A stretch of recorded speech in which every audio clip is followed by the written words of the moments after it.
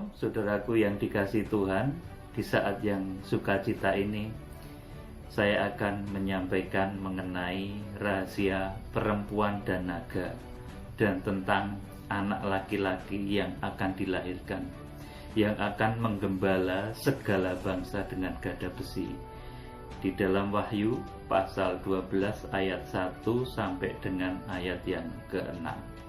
Ini penting sekali untuk saudara pahami, untuk kita mengerti, supaya kita tidak salah mengerti lagi, supaya kita betul-betul terarah kepada satu pengertian yang benar mengenai Wahyu pasal 12.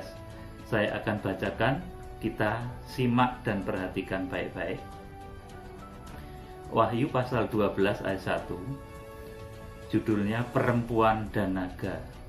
Maka tampaklah suatu tanda besar di langit, seorang perempuan berselubungkan matahari dengan bulan di bawah kakinya, dan sebuah mahkota dari 12 bintang di atas kepalanya. Ia sedang mengandung, dan dalam keluhan dan penderitaannya hendak melahirkan, ia berteriak kesakitan. Amin. Sampai ayat 2 dulu, saudaraku, saya akan bahas. Maka tampaklah suatu tanda besar di langit. Tanda ini dalam bahasa Inggrisnya sign, ya saudaraku. Kemudian di dalam bahasa aslinya, di dalam Strong 4592 itu disebut sebagai Saimeon, saudaraku. Artinya satu perlambang. Jadi Wahyu pasal 1 ini merupakan satu perlambang, saudara.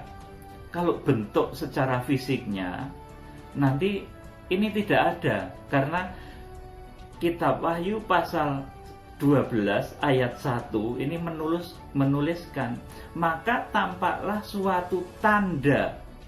Saudara, ini tanda, bukan bentuk fisik, saudara. Perhatikan baik-baik.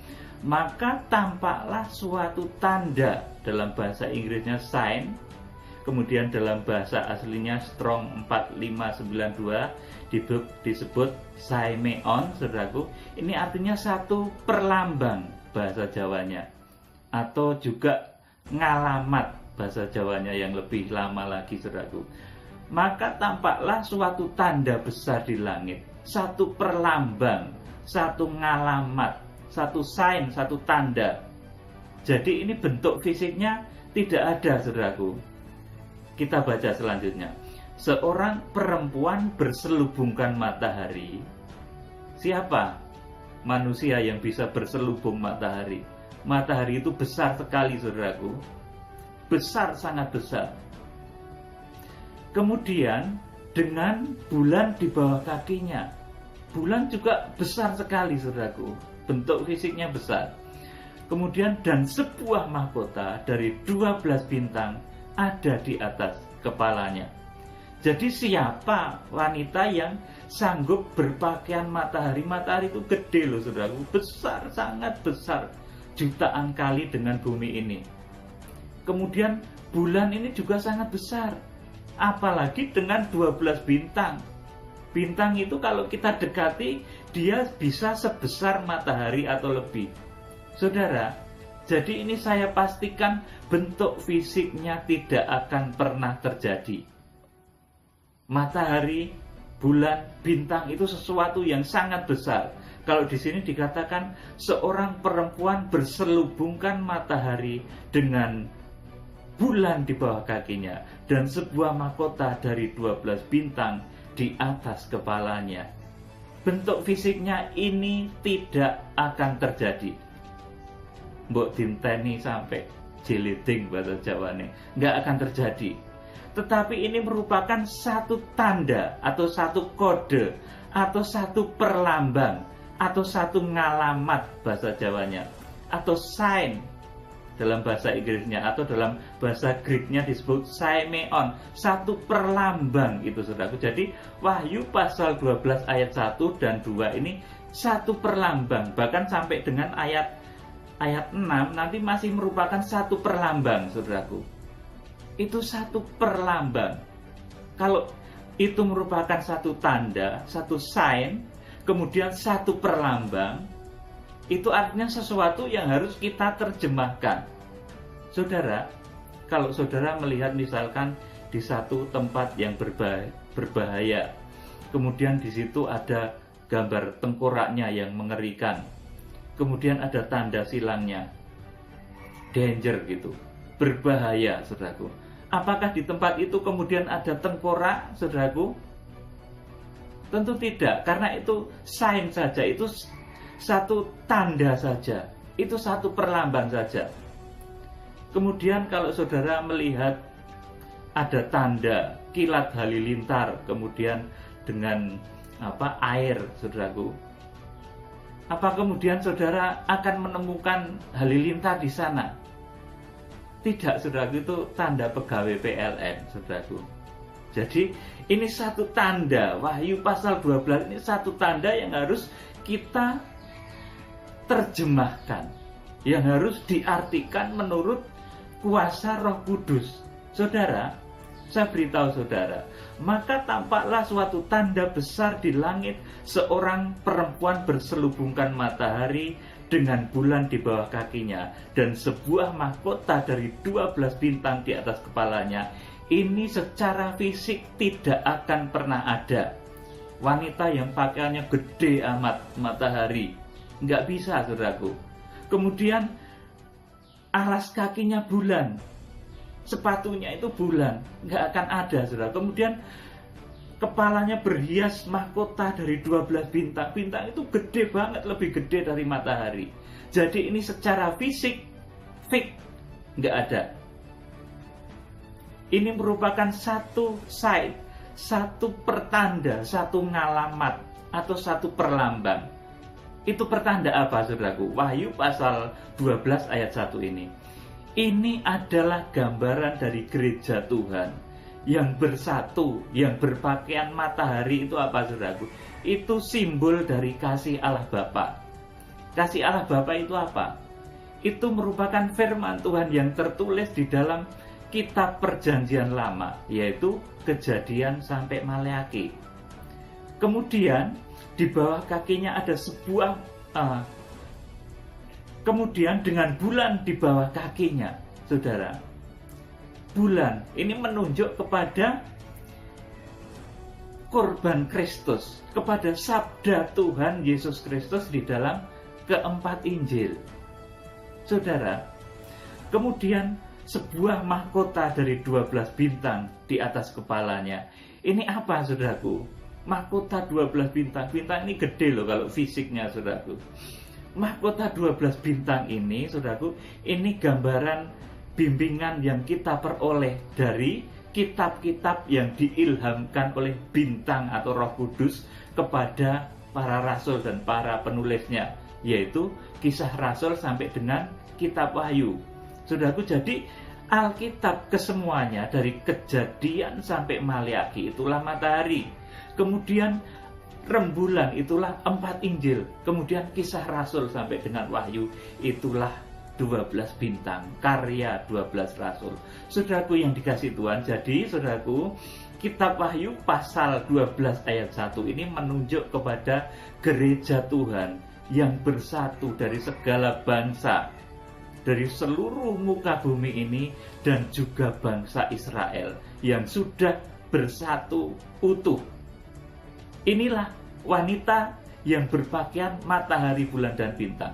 Gereja Tuhan dari seluruh penjuru bumi dan bangsa Israel yang bersatu utuh, kemudian mempribadikan firman Tuhan dari kitab Kejadian sampai dengan Wahyu. Saudaraku, inilah, saudaraku, pakaian itu kepribadian. Jadi, saudaraku, wanita yang berpakaian matahari, bulan, dan bintang ini adalah gereja yang bersatu dari segala bangsa, suku, bahasa, dan bangsa Israel yang bersatu utuh dan berkepribadian firman Tuhan. Kitab Kejadian sampai Maleaki, 4 Injil sampai dengan kitab Wahyu. Saudaraku yang dikasih Tuhan, jadi ini makna dari wanita yang berselubungkan matahari dengan bulan di bawah kakinya dan sebuah mahkota dari 12 bintang. Itu maknanya itu, saudaraku. Kalau secara fisik ini nggak akan pernah terjadi wanita itu sebesar kita. Kemudian, saudaraku, pakaiannya matahari itu gede banget, saudaraku. Matahari dekat ke bumi misalkan 100 km begitu saja, bumi ini sudah akan luluh lantak, sudah akan hancur, saudaraku. Oleh karena itu, fake Wahyu pasal 12 ayat 1 ini merupakan satu perlambang, satu pertanda saja. Saudara, kemudian di dalam ayat selanjutnya ini juga masih pertanda, saudaraku. Makanya kitab Wahyu ini harus dijabarkan dengan kuat kuasa dan pengertian yang diilhamkan oleh Roh Kudus sehingga kita bisa mengerti, memahami dengan benar. Ia sedang mengandung dan dalam keluhan dan penderitaannya hendak melahirkan, ia berteriak kesakitan. Yang dikandung ini apa, saudaraku? Yang dikandung ini adalah firman Allah. Saudara, firman Allah yang disampaikan oleh, kalau di dalam kitab Wahyu ini, saudaraku, firman Allah yang disampaikan oleh ketujuh tokoh di akhir zaman yang disebut sebagai 7 bintang di tangan kanan Allah. Malaikat-malaikat sidang. Malaikat-malaikat ini yang dulu memberikan salam kepada gereja, bahwa gereja engkau harus bersatu utuh menggenapi Wahyu pasal 12. Dari segala bangsa, suku, bahasa, dan bangsa Israel engkau harus bersatu utuh menggenapi Wahyu pasal 12. Ini seruan dari 7 tokoh yang disebut 7 bintang di tangan kanan Allah. Hamba-hamba Tuhan, fokusnya arahkan ke sana sekarang. Kedatangan Tuhan sudah dekat, saudaraku. Lihat saja, tanda-tanda alam, tanda-tanda di muka bumi sudah mulai terjadi. Saudara, inilah arti mengandung dan dalam keluhan dan penderitaan hendak melahirkan. Ini kandungan firman Tuhan, di mana sejak Wahyu pasal 8 itu gereja dinyatakan mulai dibuai secara sempurna oleh Roh Kudus. Wahyu pasal 8 ayat 1, ketika anak domba itu membuka meterai yang ketujuh, maka sunyi senyaplah di surga. Itu tanda persekutuan dengan Roh Kudus secara permanen terhadap gereja yang bersatu tadi. Dan itu masih nanti ada waktu untuk berdoa puasa di seluruh dunia, ada kegerakan kebaktian dunia, penyembahan dunia secara massal, saudaraku. Jadi gereja nanti setelah Wahyu pasal 8 itu akan bersatu di dalam sembah, di dalam doa sehingga mengguncang tahta surga. Bumi dihantam dengan berbagai macam hukuman dengan 7 sangkakala. Setelah Wahyu pasal 8 itu nanti bumi akan dihukum dengan 7 sangkakala. Jadi ketika nanti gereja Tuhan, orang-orang percaya ini bersatu menyembah di dalam roh dan kebenaran, dari segala bangsa, suku, bahasa, dan bangsa Israel, maka nanti gereja akan luar biasa, saudaraku. Dan dunia nanti akan dihukum dengan hukuman 7 sangkakala. Dan yang melakukan juga adalah 7 hamba Tuhan yang disebut dalam kitab Wahyu pasal 1 ayat 16 sebagai 7 bintang di tangan kanan Allah. Saudara, jadi demikian, bahwa wanita yang berpakaian matahari, bulan, dan bintang ini bukan bentuk fisik. Kalau secara fisik fix tidak ada. Saudara, wanita yang berpakaian matahari, sekali lagi, matahari itu gede, nanti dekat 100 km dengan bumi. Bumi ini sudah leleh, nggak karu-karuan, saudaraku. Jadi sesuai dengan yang ditulis dalam Wahyu pasal 12 ini, maka tampaklah suatu tanda. Ini tanda, sekali lagi ini tanda, perlambang atau sign atau saimeon, saudaraku, satu perlambang saja yang harus dijelaskan. Ada beberapa tanda di dalam kitab Wahyu ini. Wahyu pasal 12 ayat 1, kemudian Wahyu pasal 12 ayat 3, saya baca, ini sign juga, saudaraku, ini tanda juga. Maka tampaklah suatu tanda yang lain di langit, dan lihatlah seekor naga merah padam yang besar, berkepala 7, bertanduk 10, dan di atas kepalanya ada 7 mahkota. Saudaraku, ini tanda juga. Nanti enggak kemudian muncul naga besar sekali di langit gede gitu, enggak saudaraku. Yang punya di sini dikatakan kepalanya 7, kemudian sungu tanduknya 10, dan di atas kepalanya ada 7 mahkota, saudaraku. Itu enggak akan ada secara fisiknya seperti itu. Ini melainkan menggambarkan kesempurnaan pekerjaan iblis di akhir zaman.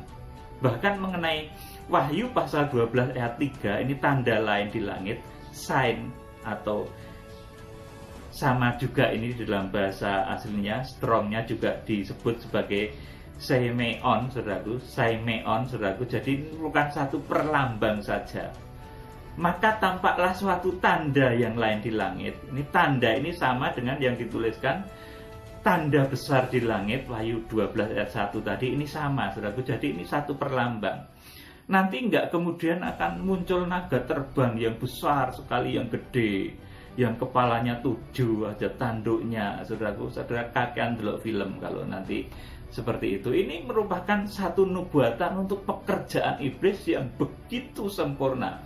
Kepalanya 7 itu artinya dia memiliki satu kecerdikan yang sempurna. Kepala ini merupakan letak dari otak, saudaraku. Ular itu simbol dari kecerdikan, saudaraku. Jadi di akhir zaman nanti kecerdikan iblis ini akan sudah sempurna. Kalau ketika menggoda Hawa dulu belum dinyatakan sebagai naga, tetapi ular begitu saja. Tetapi di akhir zaman sudah disebut sebagai ular yang merah padam, yang besar, kepalanya 7. Artinya kecerdikannya sempurna. Kemudian bertanduk 10 dan di atas kepalanya ada 7 mahkota. Tentang binatang ini, saudaraku, tentang antikris ini, saudaraku, kemudian dijelaskan, penjelasannya di Wahyu pasal 18 di sana.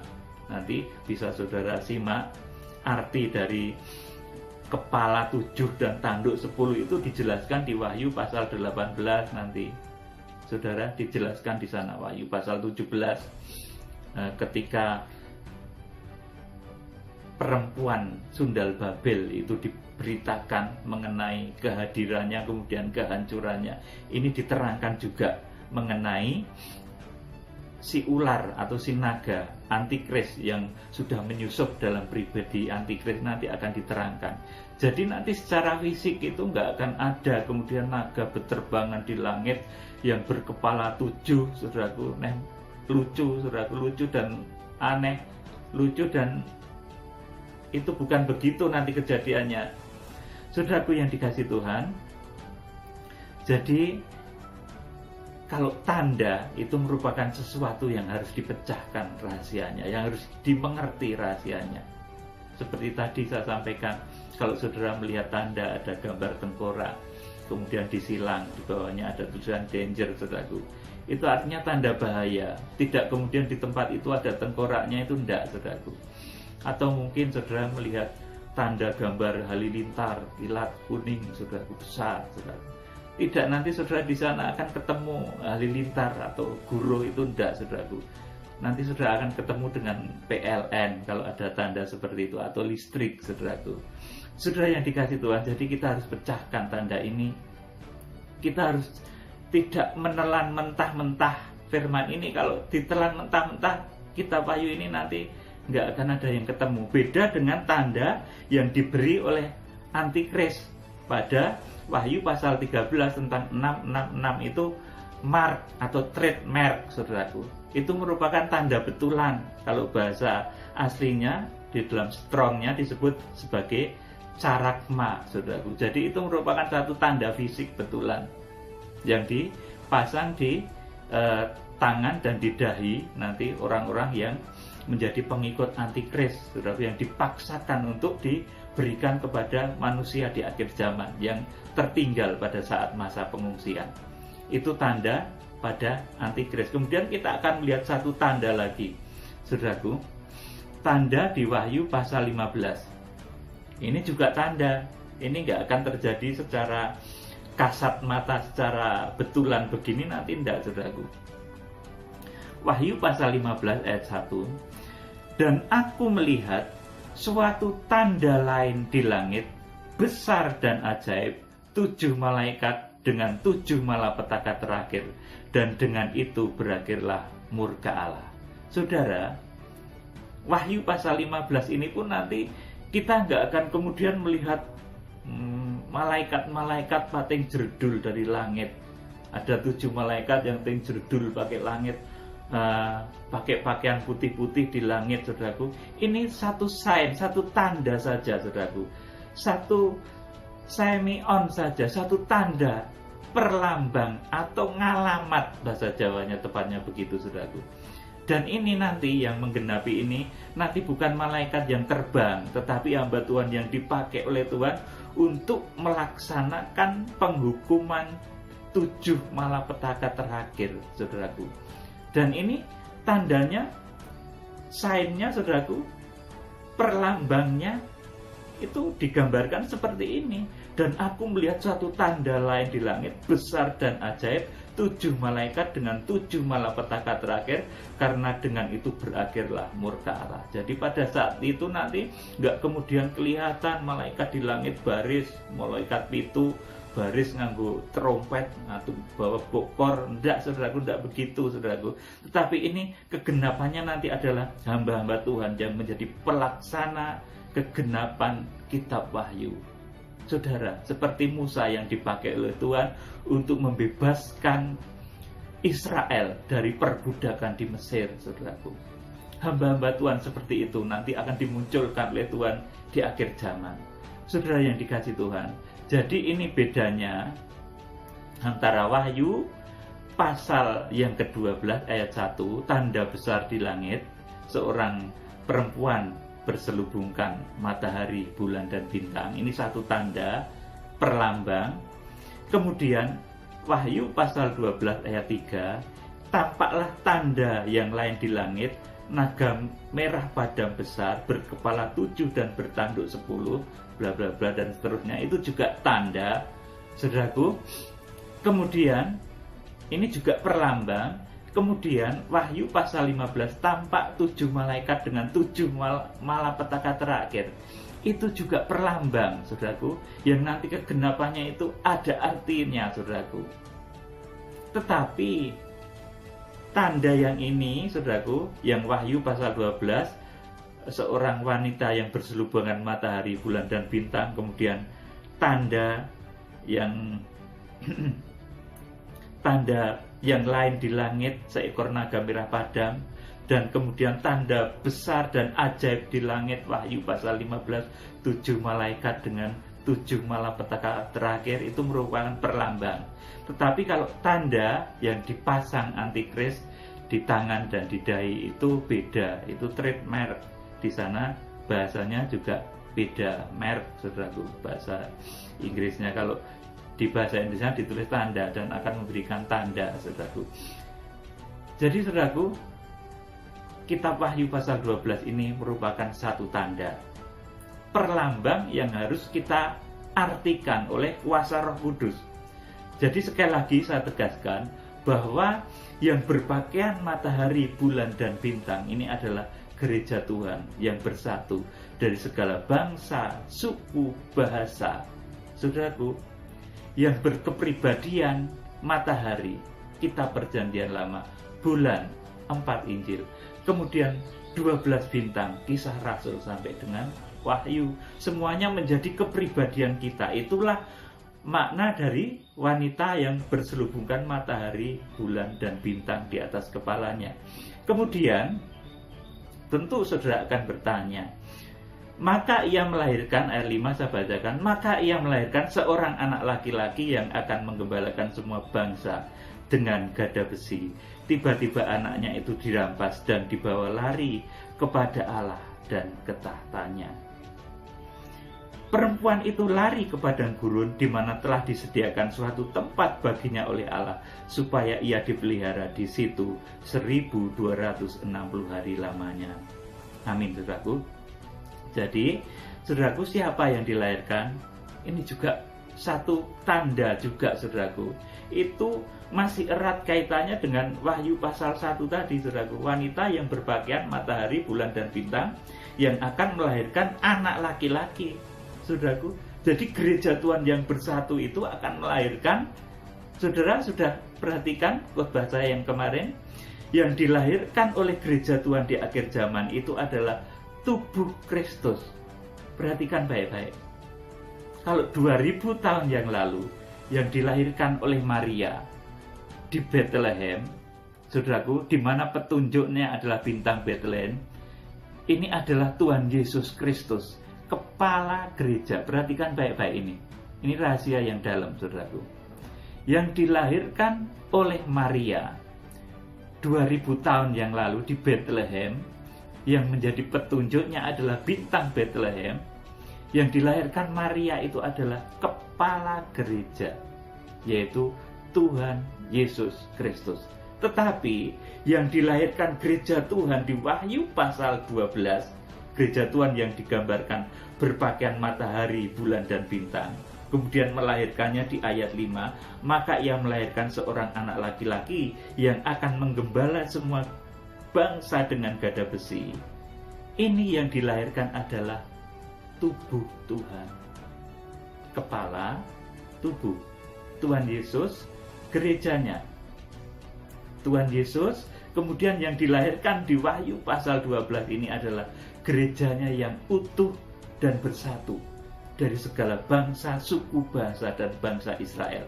Para hamba Tuhan, kita hendaknya mulai mengarahkan jemaat-jemaat kita ke sana. Hari Tuhan sudah dekat, baik melalui ilham-ilham Roh Kudus maupun melalui pengungkapan, pembukaan rahasia firman, juga ditandai dengan gejolak alam raya, kejadian-kejadian di alam raya. Kedatangan Tuhan sudah dekat. Ini ya dan amin. Hamba Tuhan, hendaknya jemaat-jemaat hendaknya sekarang mulai diarahkan kepada menyatunya gereja Tuhan. Wahyu pasal 12 ayat 1 ini. Sebab kalau nanti gereja sudah bersatu, kemudian menjangkau bangsa Israel, nanti kita akan melahirkan badan dari Tuhan Yesus Kristus, tubuh Kristus. Itu bahasa lainnya badannya Tuhan Yesus Kristus. Itu lahirnya anak manusia yang akan menggembala segala bangsa dengan gada besi. Saudara, kalau gereja yang utuh ini sudah lahir, sudah komplit, saudaraku, maka kemudian yang terjadi adalah secara roh Tuhan Yesus nanti sudah lahir kembali, sudah datang kembali ke muka bumi. Saudaraku, Tuhan Yesus sudah akan melakukan satu pekerjaan besar, akan segera mengangkat kita, saudaraku. Tetapi untuk sementara waktu kita diungsikan ke satu tempat yang namanya padang belantara pengungsian. Wahyu pasal 12 ayat 6. Perempuan itu lari ke padang gurun di mana telah disediakan suatu tempat baginya oleh Allah, supaya ia dipelihara di situ 1260 hari lamanya. Jadi nanti gereja yang bersatu itulah tubuh Kristus. Itu nanti akan diungsikan ke padang belantara pengungsian ketika masa antikris selama 1260 hari. Itulah kita, gereja Tuhan dari berbagai bangsa, suku, bahasa yang bersatu. Kemudian mungkin ada yang bertanya lagi, maka ia melahirkan seorang anak laki-laki yang akan mengembalakan semua bangsa dengan gada besi. Tiba-tiba anaknya itu dirampas dan dibawa lari kepada Allah dan ke tahtanya. Saudara, ini juga adalah satu perlambang rohani. Kalau gereja sudah jadi, tubuh Kristus sudah jadi, kita ini akan dibawa oleh Allah, saudaraku. Buktinya, saudaraku, ini yang dikejar di sini dikatakan ini mengejar anak laki-laki itu. Iblis itu akan mengejar anak laki-laki itu. Tetapi pada aslinya, saudaraku, kemudian sesungguhnya yang akan dikejar itu juga gereja, saudaraku. Gereja mempelai yang akan mengungsi ke padang belantara itulah yang dikejar, saudaraku. Di dalam bahasa rohaninya, anak laki-laki itu dirampas dan dibawa lari kepada Allah dan ke tahtanya. Ini gereja Tuhan, saudaraku, mempelai wanita anak domba Allah, orang-orang yang tidak mengalami kematian tubuh sampai Tuhan Yesus datang. Saudara, yang bisa duduk di tahta Allah itu siapa, saudaraku? Selain Tuhan sendiri dan mempelainya. Oleh karena itu, saudaraku, di Wahyu pasal 19 ayat yang ke-6 sampai ke-9, di sana ada perjamuan malam kawin anak domba Allah. Saudara, di sana yang duduk bersama Tuhan, duduk di tahta Allah, saudaraku, itu ternyata Tuhan Yesus dan mempelai wanitanya. Saudara, kemudian ada undangan-undangan dan lain, nanti saya jelaskan itu artinya apa. Saudaraku, jadi intinya saya memberitahu kepada saudara bahwa Wahyu pasal 12 ayat 1, wanita yang berpakaian matahari, bulan, dan bintang, ini secara fisik tidak akan pernah ada. Saudara, matahari itu gede banget, rembulan juga gede, bintang-bintang apalagi, saudaraku. Jadi ini satu perlambang saja, saudaraku, satu perlambang yang harus kita pahami, saudaraku. Kemudian ini yang patut kita pahami, bahwa kitab Wahyu ini harus kita telaah, kita mengerti, saudaraku, dengan sungguh-sungguh sehingga kita bisa menjadi pelaksana dari kegerakan akhir zaman ini dengan benar.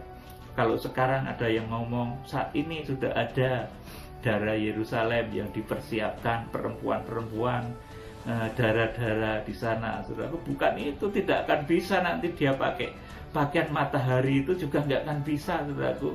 Matahari itu gede loh, saudaraku. Secara fisik ini nggak akan pernah terjadi. Tetapi Wahyu pasal 12 ayat 1, wanita yang berselubung matahari, bulan, dan bintang ini adalah yang terjadi nanti, adalah gereja yang bersatu dari segala bangsa, suku, bahasa, dan bangsa Israel, yang berkepribadian firman Tuhan seutuhnya dari kitab Kejadian sampai Maleaki, 4 Injil, kemudian Kisah Rasul sampai Wahyu. Seluruh Alkitab firman Tuhan itu merupakan kepribadian gereja yang bersatu di akhir zaman. Saudaraku, itulah makna Wahyu pasal 12 ayat 1 dan 2. Saudaraku, jadi tidak akan pernah ada bentuk fisik dari wanita yang berselubung matahari ini. Nggak ada, saudaraku. Nggak ada, betul, saudaraku, nggak akan ada. Karena matahari itu gede banget, kemudian bulan apalagi, kemudian bintang juga gede-gede itu, saudaraku, nggak akan ada bentuk fisik dari ini. Melainkan ini merupakan satu perlambang, di mana Wahyu pasal 12 sendiri sudah menulis, maka tampaklah suatu perlambang besar di langit. Ini satu perlambang saja, satu tanda, satu sign, saudaraku. Satu tanda, satu perlambang, atau satu ngalamat. Jadi kita harus bijaksana. Kiranya Tuhan memberkati saudara dengan roh hikmat dan wahyu. Salam penuaian. Haleluya. Amin.